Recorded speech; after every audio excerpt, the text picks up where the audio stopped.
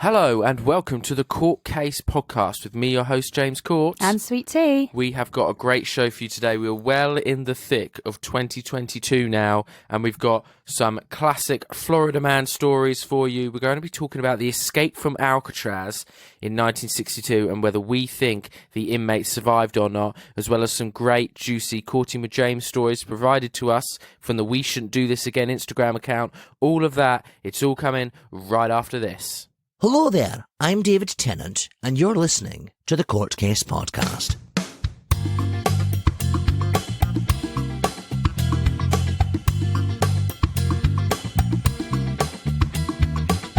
So, Sweet Tea, I want to kick off the episode with some cool, exciting news for the Court Case Podcast. You know what I'm going to say, don't you? I do, yeah. I made a post about it. We were sent a list from a website called FeedSpot, which is a blogging site, I believe. The best 30 court podcasts, and we have been ranked number 17. Which is so cool, considering we've not been on anything like that before. And to be fair, court's in the title, but we actually don't really talk that much court stuff. We had that one episode with Jeffrey Deskovic, and then some other odd stories where it might be related to court, but I wouldn't class us as a court. I'm holding you in contempt of court. Oh, there's a fucking surprise. No, I mean, our marketing is very court, and we do try and put our verdict on stories, but courting maybe like relationship wise, but not like actual judge court. I think it's more we're in there on technicality. I think it's still cool, whether it's true, or not. It's still bloody cool. Yeah, I agree. Number one, the number one podcast, I just figured we would shout them out, was a podcast called Court Junkie. So their thing is, imagine being wrongfully convicted for a crime you didn't commit, or imagine your child's killer is still on the loose, even though there's enough evidence for an arrest.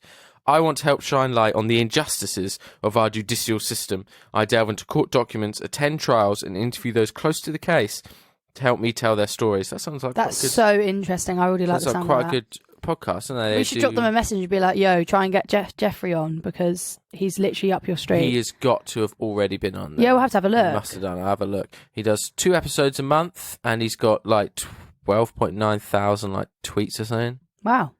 So he's done a lot. Those are the only statistics I they have. I don't know why. Our Court Junkie here.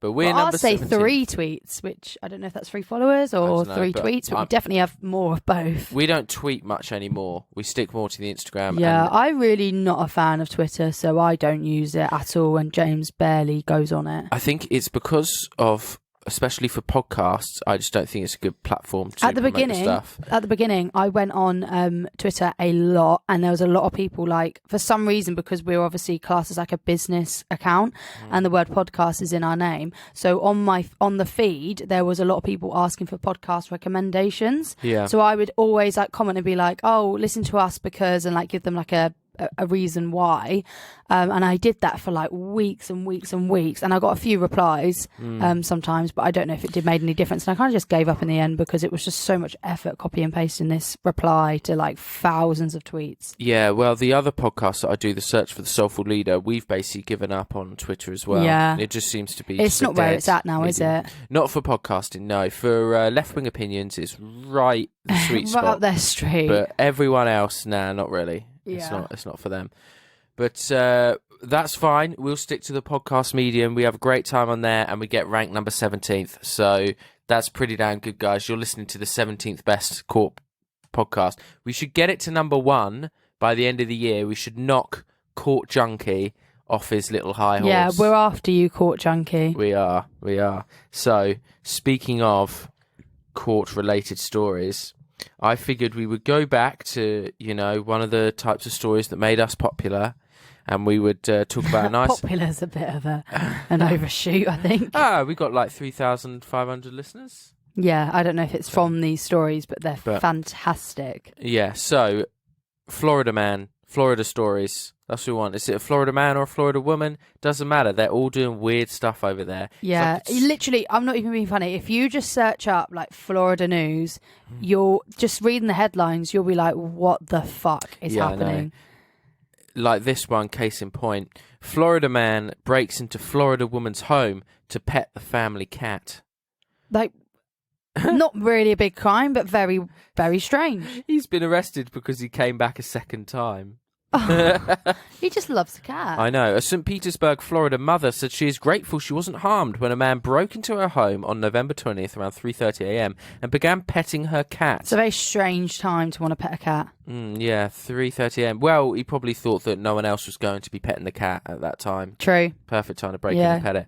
Brittany Klein said she was in a dead sleep when a cat jumped off the bed and woke her up. When I opened my eyes, I could see the shadow of a man. Oh, that's fucking standing scary. at the end of my bed, Klein said. He was standing perfectly still. I said hello, and when I said hello, he dropped very slowly down to the ground. As soon as I saw the shadow move down to the ground, I knew somebody was there. Klein grabbed her phone and turned on the light to see a man crouched at the foot of her bed, petting her cat. The man panicked, of course, she said. I said, "What are you doing? Get out of my house." And he looked at me very calmly and said, "Hey," turned around, walked back to my doorway. From there, Klein said he disappeared into the night. Little did she know, the man who St. Petersburg police arrested on Wednesday morning was her neighbour. Jasper Fiorenza was charged with burglary. Klein said detectives were able to pull a fingerprint off her bedroom door. "It's very fortunate I had the baby gate in the doorway," Klein said. "That's where they pulled the print from, so he had to put his hand on the doorframe to climb over the baby gate." The 24-year-old Fiorenza was arrested for simple battery and grand theft in 2014, so his fingerprints were in the police database. Fiorenza lives with his father, a street over from Klein's home. Klein says on Wednesday, undercover detectives tracked Fiorenza from his dad's home, trying to break into other homes in the neighbourhood, including hers, and Klein says he was doing it at the same time he broke into her home less than 2 weeks earlier. Right, interesting. That's so random. That's the scariest thing. Had my cat not jumped off the bed and woken me up, would have I woken up with a man on top of me in the middle of the night? I hope he goes to prison for a long time. So he could have done worse than pet the cat. Could have done much worse, but he didn't do much worse. Yes. And people have done much worse.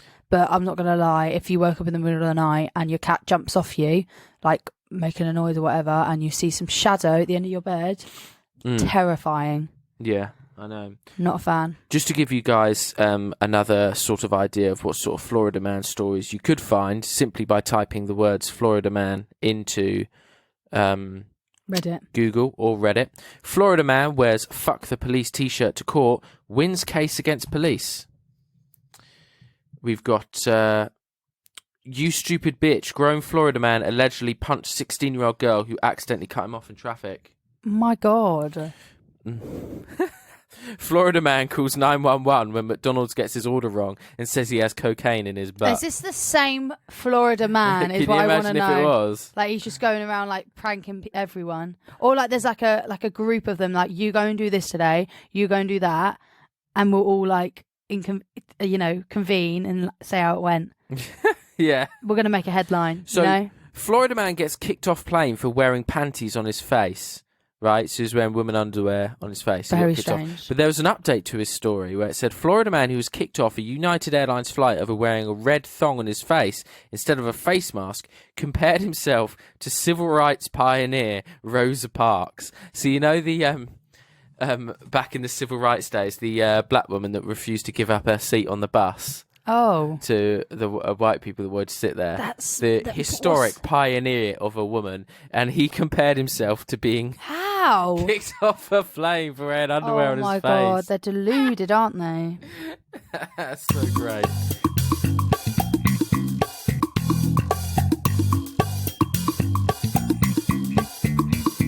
We were out with dinner with a friend the other day, and James told me the story of the Alcatraz Escape. Yes. And I didn't know anything about it, so we're just going to touch on it on the podcast and see if anybody else knew about it, and if not, then we can all discuss it and learn. Yes, I'm sure everyone has heard of the Alcatraz prison, and you might have heard possibly that, there was an escape from Alcatraz prison at some point or something, but it is an extremely interesting tale. It's something court casey, so this is something we can discuss because obviously there was a manhunt, there was an escape from a prison. Yeah, it's amazing, and there's a conspiracy theory. There's lots of theories on whether the inmates survived or not, whether they were still alive to this day or to very recently, because it was a while ago. And I wanted to go through it with you, T, and our audience, and I want to get your take on it. So let me get the story up. Here it is. So I thought we would start. So it happened in 1962. Mm-hmm. So Alcatraz is a prison that is on the coast of San Francisco, and it's a little island that's swimming distance away from San Francisco that there was a prison on. It's closed now, but you can do tours. You can do historic tours. We might post like a photo of it to promote the good episode idea as well. Very good idea. And Alcatraz, this escape is well covered when you do like the tours of Alcatraz and things like that. So it was 4 inmates did the escape. Only 3 managed to escape though, and they were Frank Morris, 2 brothers, John and Clancy Anglin, and a man called Alan West.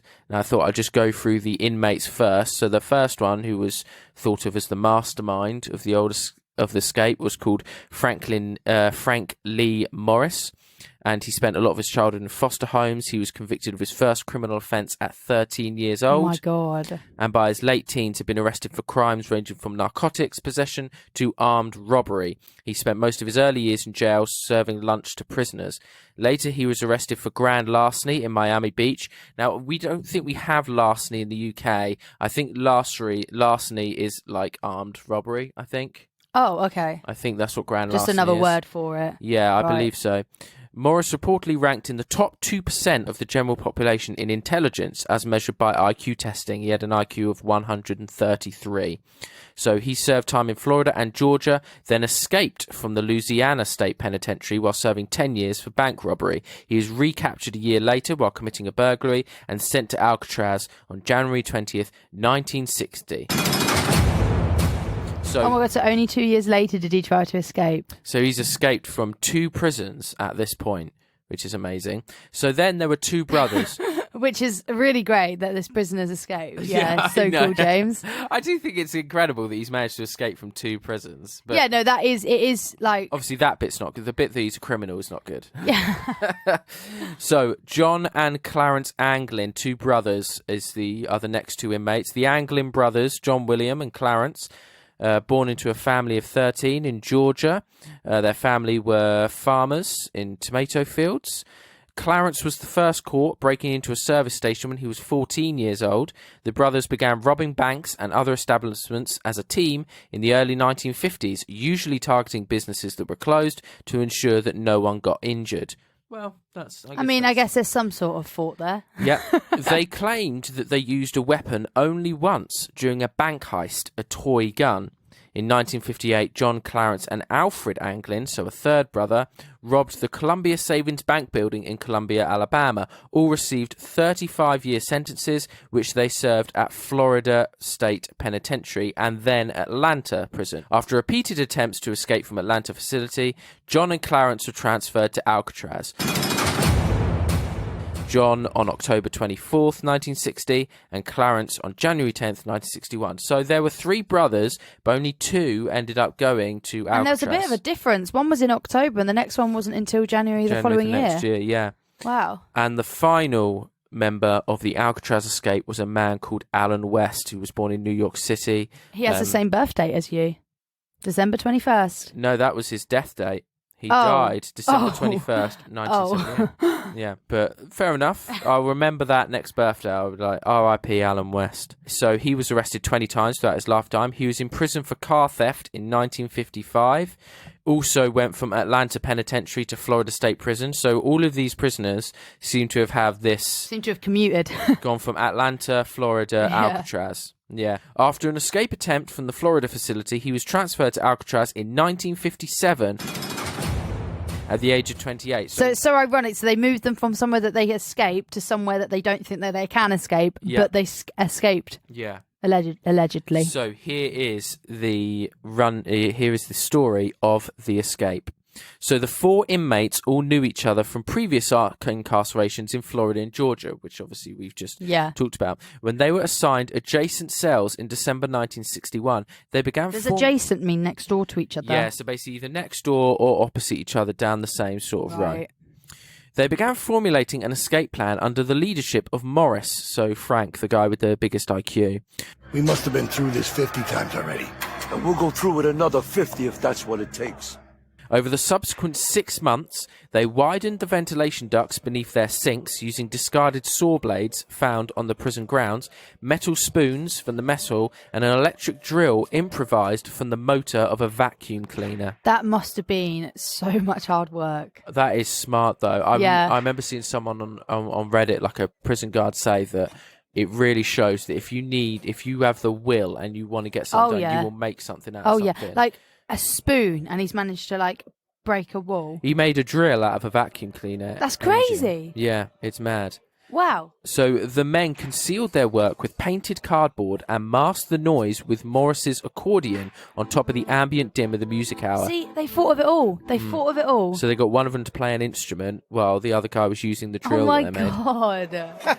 I guess we got a tune to work to, fellas. So fantastic. And they must have passed the drill between each other in the cells too. Amazing. Once the holes were wide enough to pass through, the men accessed the unguarded utility corridor directly behind their cells and climbed to the vacant top level of the cell block, where they set up a workshop. Here, using over 50 raincoats, among other stolen and donated materials, boys in the laundry stashed the parts. They constructed life preservers based on a design one of them found in a magazine. They also assembled a 6x14-foot rubber raft, the seams carefully stitched by hand and sealed with heat from nearby steam pipes. Paddles were improvised from scrap wood and screws. Finally, they climbed a ventilation shaft to the roof and removed the rivets holding a large fan in place to get access to the roof. Oh my God. So they managed to make life preservers, so life jackets, and a raft out of 50 raincoats. That's crazy, isn't it? They thought of it all. Yep. The men concealed their absence while working outside their cells and after the escape itself by sculpting dummy heads from a homemade papier-mâché-like mixture of soap, toothpaste, concrete dust and toilet paper, and giving them a realistic appearance with paint from the maintenance shop and hair from the barbershop floor. With towels and clothing piled under the blankets in their bunks. Sorry, do you think that they nicked that stuff or they asked for it? Probably nicked it. I mean, the stuff on the barbershop floor, yeah, they could have nicked. No one would have missed. Oh yeah, but I mean, like the hair. paint and stuff. Like if they can't, how it is? It I just would feels assume like a massive pot of paint. Like how would that? I would assume they would have the prisoners do jobs. One of them be painting. Yeah, I and they guess probably stole a bit of the paint. Yeah, true. To paint it. With towels and clothing piled under the blankets in their bunks and the dummy heads positioned on the pillows, they appeared to be sleeping. So, the escape happened on June the 11th, 1962. So cast your mind back then. That's quite a long time ago now. We're talking 60 years. No, 70 years. Frank was only in there for like a year and a half Over there. as well. I aim to get off this rock. Because he went in that January. He's a smart man. He went straight in. He was like, I'm sorting out this straight plan. Yeah. And plus, like, what is also crazy is they all trusted each other that no one was going to dob on them. Yeah. Well, I assumed that the brothers obviously trusted each other. Oh, yeah, but I mean, they didn't come up with the plan. It was Frank. So they trusted Frank that wasn't going to dob on them and vice versa. Yeah. It must have been the fact that they knew each other from previous prison visits. I think that they were helped. confident to trust each other. So on the night of June the 11th, 1962, with all preparations in place, the men initiated their plan. 9:30, lights out. God begins his rounds. West discovered that the cement he had used to reinforce crumbling concrete around his vent had hardened, narrowing the opening and fixing the grill in place. By the time he managed to remove the grill and rewiden the hole, the others had left without him. He returned to his cell and went to sleep. You've been in the joint too long, Al. You've forgotten how to get shit done. Now, the thing is with that is I don't think that would have been out of... They probably didn't leave they probably him. didn't know. Yeah, either they didn't know or they didn't have a choice. They had a short time window to do this, and they had to leave West behind. Yeah. So that's why Alan West, one, wasn't arrested because he was already in prison, and two, why he didn't escape because his hole shrank. Didn't go to plan. Unexpectedly, yeah. So from the service corridor, Morris and the aliens. I love how it's like, oh no, they left him to escape prison. Like, no, that's not a good thing. From the service corridor, Morris and the Anglins climbed the ventilation shaft to the roof. Guards heard a loud crash as they broke out of the shaft, but nothing further was heard, and the source of the noise was not investigated. Why? That's a bit silly. Yeah. Hauling the gear with them, they descended 50 feet to the ground by sliding down a kitchen vent pipe, then climbed two 12-foot barbed wire perimeter fences. At the northeast shoreline near the power plant, a blind spot in the prison's network of searchlights and gun towers, they inflated their raft with a concertina stolen from another inmate and modified to serve as a bellows. How the bloody hell did they manage to nick a raft? No, they made it, remember? They made it out of 50 raincoats. Okay, reworded. How the did they make a raft out of 50 raincoats? Well, it said that they sewed it and then they used the heat from nearby steam pipes to, like, seal. That's so, like... How do they think of that stuff? He's clever, old Frank. Yeah. Frankie. Oh, you better be right about this, Weasel. Come on, hurry it up! So at some time after 10 p.m, investigators estimated, they boarded the raft, launched it, and departed toward their objective, Angel Island, 2 miles to the north. So do you think they know all this information because of Alan West? Or do you think... Because obviously they haven't been found, so how do they definitely know all of that stuff? It would have been from him. Alan West fully complied with the police during the investigation, which we will get to in a moment, but that is basically how they know all of this. I was going to say, because that wouldn't make sense if they knew that.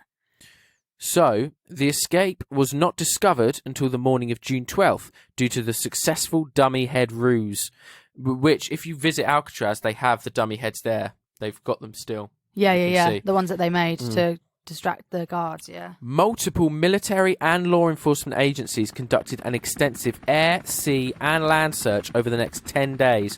On June 14th, a Coast Guard cutter picked up a paddle floating about 200 yards off the southern shore of Angel Island. On the same day, and in the same general location, workers on another boat found a wallet wrapped in plastic, complete with names, addresses and photos of the Anglins' friends and relatives. I didn't think you allowed your wallet on you when you were in prison. It sounds like he had made a wallet. It said it was found a wallet wrapped in plastic. Oh, maybe. No, maybe. like a wallet, so wrapped in plastic so it doesn't get wet. That's what I would assume. I guess maybe he was allowed it because it didn't have anything except photos of loved ones. True, possibly. I guess so, yeah. So that might be why he was allowed it in prison. Yeah.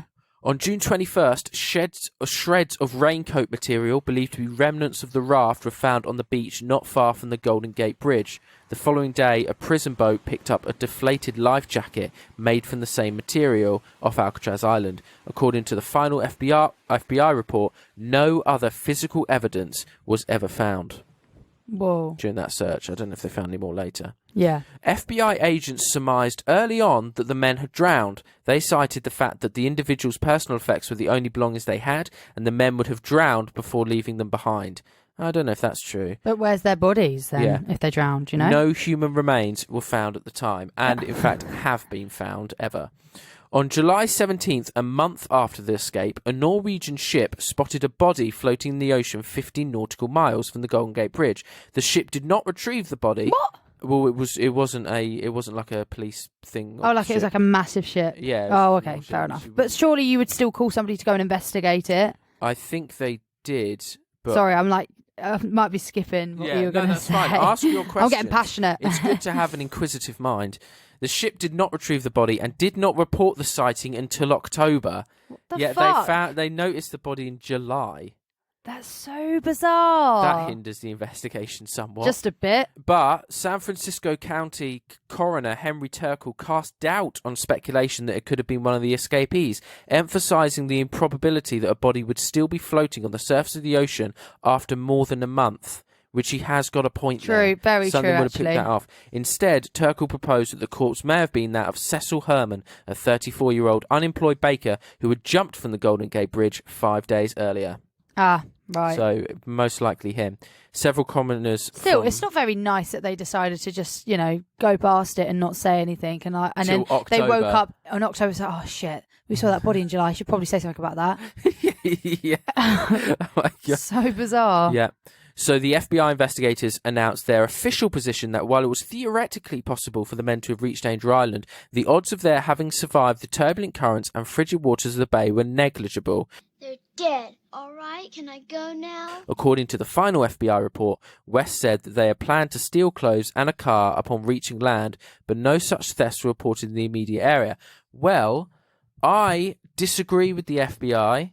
And I want to, and there is going to be stuff that I'll go into here where I think that there were thefts and there were things stolen in the immediate area, and I do think they escaped. And not only that, I think they lived quite a long life afterwards. Yeah, I personally, if they haven't found any bodies or anything like that, and to be fair, they seem very smart. I feel like they would have thought about it all. Like, I highly doubt they would have gone through all that effort, made a raft, made like an exit, and then they drown.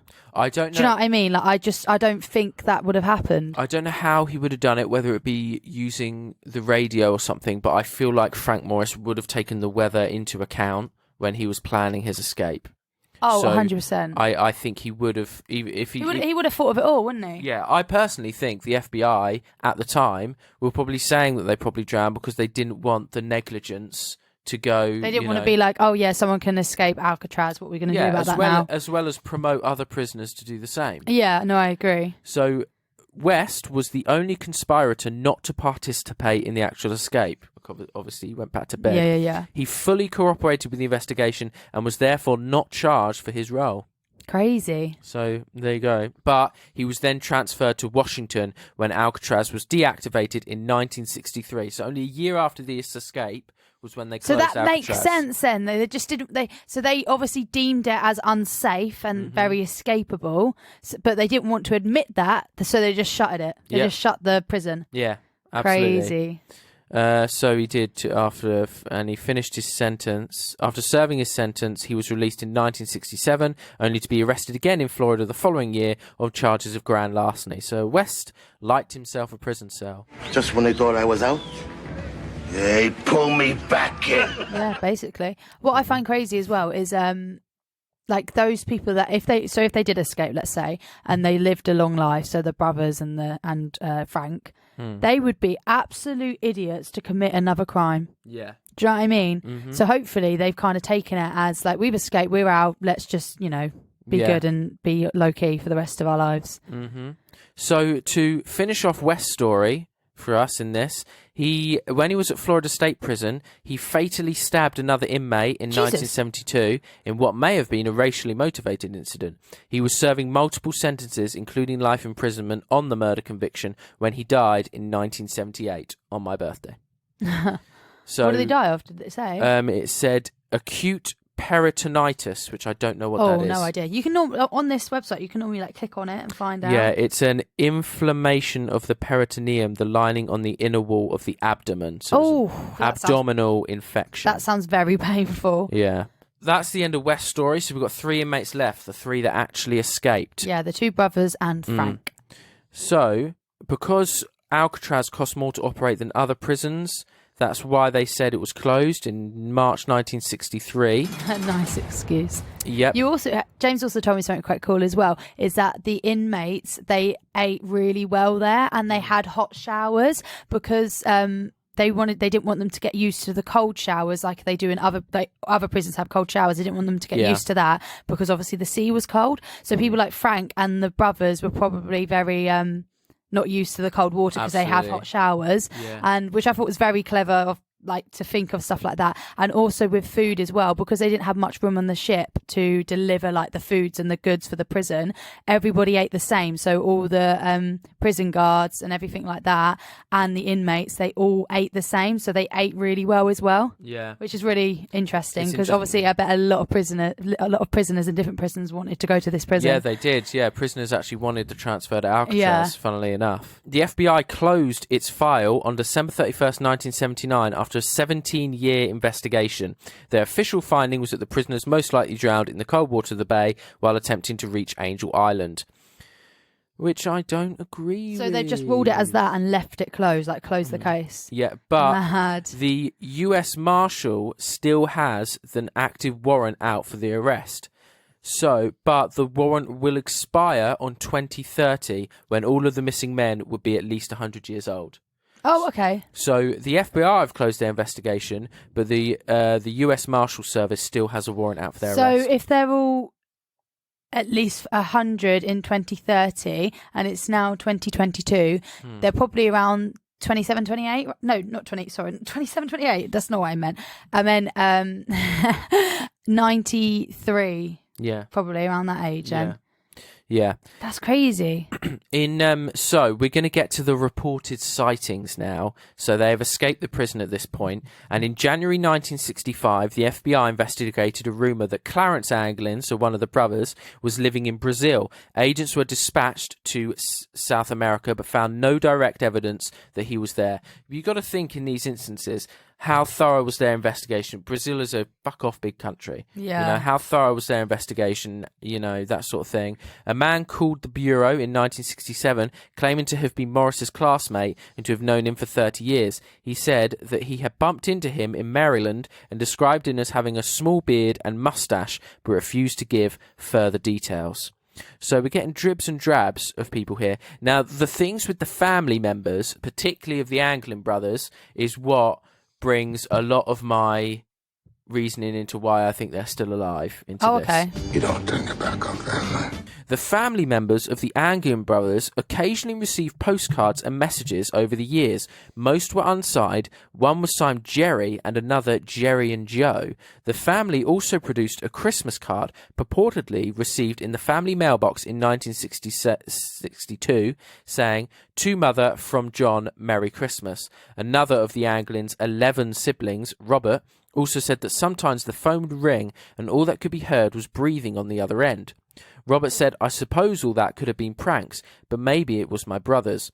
The mother of the Anglin brothers received flowers anonymously every Mother's Day until her death in 1973, and two very tall, unusual women in heavy makeup were reported to have attended her funeral. Whoa. Federal officials say that in the mid to late 1960s and into 1970s, there were 6 or 7 sightings reported of the Anglin brothers, all in North Florida or Georgia.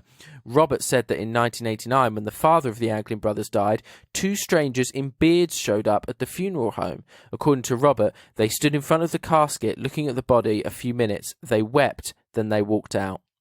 My God, who else would it be? Like, that Yeah. makes so much sense. That's crazy. Also, if they're like still like around America, like they haven't gone to another country, like they're still in states around America, like they're getting away with it. Like Yeah. they're literally like walking Proper off-grid. the ground, and like no one's really coming after them. They've just kind of, you know, left them to do these kind of things, and it's crazy that they were getting away with that. 2 tall women in really heavy makeup. Surely someone would like go up to them and ask them like, "Oh, what's your relation to them?" Yeah. Like, it's bizarre. It's very, very strange. But that seems very believable to me. Like, I completely agree. Yeah. Yeah. In 1989, a woman who identified herself only as Kathy called Unsolved Mysteries to Tipline to report that a photo of Clarence Anglin matched the description of a man who lived on a farm near Marianna, Florida. Another woman also recognised the photo of Clarence Anglin and said he lived near Marianna. She correctly identified his eye colour, height and other physical features. Another witness claimed that a sketch of Frank Morris bore a striking resemblance to a man she had seen in the same area. oh my God. So those are people in Florida as well. So the funeral stuff all happened in Florida. Yeah. And these 2 people in the same town. So they just decided to stay around Florida area, or like happily go back to Florida area. People Apparently. are tipping them off, and still no one went after them. To be fair, for them anyway, Florida is the complete other side of America to San Francisco. So, I mean, they've still fled quite a fair way. But then again... Yeah, but if people are tipping them off, surely they'll go and investigate it. Yeah, no, that's right. And also, well, to be fair, they also spent time in Florida State Penitentiary, so they're not far from places they've been before. Exactly. Weird. Yeah. Weird. So, here's an interesting one. A day after the escape, a man claiming to be John Anglin called a lawyer in San Francisco to arrange a meeting with the U.S. Marshal's Office. When McGowan refused, the caller terminated the phone. Why would he want to have a meeting with them then? I assume that he wanted a lawyer to, I don't know, to maybe bribe or sort of some pardon or something like that. I don't know. Interesting. But they said John called a lawyer after they'd escaped. That's but- very strange. It's Yeah. like they're almost like trying to rub it in and like they're enjoying it, you know? Yeah. Robert Cecchi, a San Francisco police officer, said that at 1 a.m. on the morning of June 12th, he saw an illegal boat in the bay near Alcatraz. A few minutes later, the boat left, heading under the Golden Gate Bridge. This led to speculation that the prisoners might have enlisted outside Confederates to pick them up. Maybe. Mapes. sorted out. Might be a bit far-fetched. Could you do your phone calls or something, maybe, Alcatraz, and they could have sorted out someone to come pick them up. Very true. I like how that got brought up like so much later, like after. Like, how would you even have recollection of that, you know? Someone did a deathbed confession about the escape. Who? A man named John Leroy Kelly dictated an extended deathbed confession to his nurse in 1993. Kelly claimed that he and a partner picked up Morris and the Anglins in a boat and transported them to the Seattle, Washington area. Later, under the guise of transporting them to Canada, Kelly and his partner murdered the escapees to get the £40,000 their families had collected for them. So this man, in his deathbed, claimed that he murdered Morris and the Anglins to get £40,000 from their families. What? So that's an interesting other thing, but is that true or not? Maybe. And now here's another one for the escape, is that Mythbusters tested the feasibility of the escape and they said that it was possible. Yeah, I feel like it's 100% possible. Like, they did escape, whether they died after or whatever. They 100% escaped. Like, this is the one. You know, earlier I said that the FBI said that there were no thefts or things of cars or anything afterwards. Yeah. So they did it in 2011. They did a documentary on National Geographic entitled "Vanished from Alcatraz," and they reported that, contrary to the official FBI report, a raft was discovered on Angel Island on June 12th, the day after the escape, with footprints leading away from it. Furthermore, a 1955 blue Chevrolet was reported stolen in Marin County the same day, a claim corroborated by stories in the Times and the San Francisco Examiner. The following day, a motorist in California, 80 miles east of San Francisco, reported to the California Highway Patrol that he had been forced off the road by 3 men in a blue Chevrolet. oh my god, that's crazy that they originally tried to hide that information. So they found a raft, they found footprints away from it, they found a car stolen, and somebody else witnessed it in the California was held up by 3 men in the same car. Yeah, that's crazy. That makes so much sense that that happened. They obviously escaped. Yeah. I'm sorry, FBI. And they lived there, and they lived a fun life or whatever. Like, they still managed to attend their father's and mother's funeral and speak to their family and give their mother flowers. And I don't know, who knows where they were living and what they were up to. They probably didn't have a job or anything, but I find some of these stories in this bit are very interesting. See, that's the thing as well. Like, so if they escaped, obviously, they wouldn't have gotten a job because that would have been really ridiculous. So then, how would they have actually lived? Like, I guess they might have been able to fake change their names. That's what I'm thinking. Small jobs, like on a farm or something. That's what I'm thinking. Like, change their appearance a bit, get different names, because there's no way they would have been able to live with zero income, and they couldn't exactly do some more burglary because then they'll get arrested again. If they went to a different continent, which I do believe they spent a lot of time in South America after this, I think it would have been much easier to get a job. Yeah, not everyone knew about them. Yeah. Someone said here, the same year, an 89-year-old man named Bud Morris, who claimed he was a cousin of Frank, said that on 8 or 9 occasions prior to the escape, he delivered envelopes of money to Alcatraz guards, presumably as bribes. He further claimed to have met his cousin face-to-face in a San Diego park shortly after the escape. His daughter, who was 8 or 9 years old at the time, said she was present at the meeting with Dad's friend Frank, but had no idea about the escape. Interesting. Yeah. See, these pieces of evidence, we can't prove if they're true, but they're so black and white, and they were doing nothing about them. They weren't investigating them. Yeah. Here's something interesting that scientists did a study on the ocean currents around Alcatraz, and they concluded that if the prisoners left Alcatraz at 11:30 p.m., which was around the time that they did leave, they could have made it to Horseshoe Bay, just north of Gortham Gate Bridge, and that any debris would have floated in the direction of Angel Island, which is consistent with where the paddle and the belongings were found. Oh my god. You did. You crazy son of a bitch, you did. It's crazy. Yeah. So they did more talks, more evidence gathered with the Anglin family as well. I think this is the main big bulk of evidence we've got left here. So the Anglin family displayed Christmas cards containing the Anglin's handwriting and allegedly received by family members for 3 years after the escape. While the handwriting was verified as the Anglins, none of the envelopes contained a postmarked stamp, so experts could not determine when they had been delivered. The family cited a story from family friend Fred, who grew up with the brothers and claimed to recognise them in Rio de Janeiro in 1975, so in Brazil. They moved on to Brazil, wow. They produced photographs purportedly taken by Brizzy, including one of two men. I know, Fred Brizzy, his name is, who according to Brizzy were John and Clarence Anglin standing next to a large termite mound.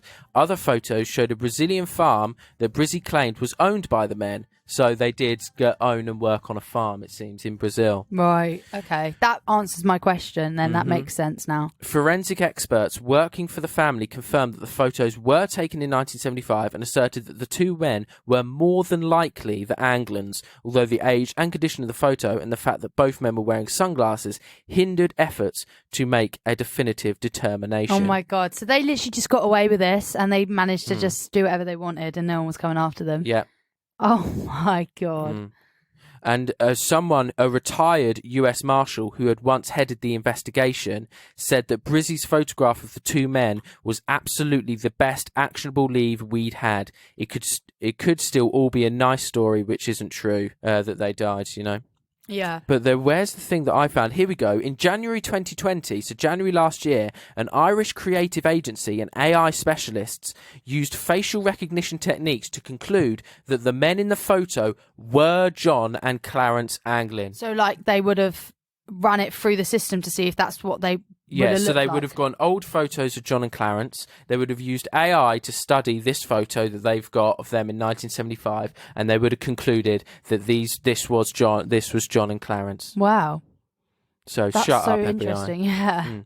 So Robert Anglin reportedly told family members before his death in 2010 that he had been in contact with John and Clarence from 1963 until around 1987. Surviving family members, who said they have heard nothing since Robert lost contact with the brothers, announced plans to travel to Brazil to conduct a personal search, but Roderick cautioned that they could be arrested by Brazilian authorities because the Alcatraz escape remains an open Interpol case. Damn. And also, this was mad. I remember this coming out in the news 2 years ago. The FBI confirmed the existence of a letter in 2018, so bloody years and years after this escape, allegedly written by John Anglin and received by the police department in 2013. So John Anglin apparently wrote them a letter in 2013. The writer asserted that Frank Morris died in 2008 and was buried in Alexandria under a different name, and Clarence Anglin died in 2011. His purpose in writing the letter, he said, was to negotiate his surrender in exchange for medical treatment of his cancer. Whoa. Which, fair enough. I think 2008 and 2011 are very believable years that those two could have died. Because they were grown men in 1962, so that's quite a long time. They would have been in their 70s and 80s, and so we just figured out that this year they would be around 94. Yeah. So in 2018 they probably would have been about 90, which is a really good age. Yeah. So they got this letter in 2013, and so obviously medical treatment costs money in America, doesn't it? Yeah. So he was obviously saying, I'll have 1 year in prison, you pay for my medical treatment. Damn. And obviously they said he no. was desperate. And they must have thought something of the letter to not release it until 2018, which I reckon they were probably waiting until possibly well after he's died. Yeah. So, yeah. Because they probably read it and they thought he's got cancer, he's going to die soon. Like, I think the FBI proper covered this up. Well, badly. I don't know why, though. Like, surely they're on the side of wanting them to be arrested. Like, I don't get why they would because them hiding it is them protecting them. Reputation's sake, I think. But that's stupid. Like, people have committed a crime and they're rather their reputation. Like, why can't they just be like, hold my hands up. They've, they're smart. They got out. We're going to obviously close Alcatraz now and make sure that all prisons are more secure. Do you know what I mean? Yeah, I reckon maybe, obviously I've got no knowledge, I'm not a member of the FBI, I reckon they probably did some sort of judgment call on whether they deemed them a threat now that they had escaped. Yeah, obviously. They would have studied it hard. I think they would have judged that because it would have, they want to stay escaped, they weren't, and then I think they closed the investigation and said they'd died. Yeah, I think. Like I said, like they would be an idiot to commit another crime, and the only crime, by the sounds of it, that they committed was nicking that car. It's the car. Yeah. That is what sold it to me, is they escaped. The fact that there's someone in a completely other state Yeah. that had the same car with 3 men in it and was held up. Yeah. Like, yeah, it's weird, isn't it? And the stuff about it would make such a great movie. They need to make that into a movie. The stuff about the 2 women at the funeral, mental. Right, we said it here first. We own rights to the movie. I'm joking. Yeah. That wouldn't work. Yeah. That wouldn't work because somebody's probably already. They might be filming it right now. We don't know. Yeah, but what do you guys think? Do you guys think they really escaped from Alcatraz prison? I would love to know what your guys' thoughts are. Do you think they died? Do you think they drowned? Some people might have. What I also find interesting is when we talk about these stories, is some people they tell us other information that they have that we didn't find, and I just find that really cool. Like if they have other facts on this or knowledge of this, please let us know. Awesome. We're gonna end the podcast, I think, with one Courting with James story provided from the We Shouldn't Do This Again podcast. No time for the jingle. We'll just whack it in straight, I think. Yeah. So this is under failed relationships. They had someone write in. So I think it's more of a story than asking for advice, but we could still talk about it, I think. So they said, a few years ago, I matched with this man on Hinge. The date was so perfect that if I saw it in a movie scene, I would have rolled my eyes. It was January and we went to a cozy wine bar. I remembered he was wearing this cute green sweater and we sat by the window. It started snowing. So just envision an extremely handsome man in a sweater, snowflakes falling, and twinkle lights everywhere. And then he starts asking about you.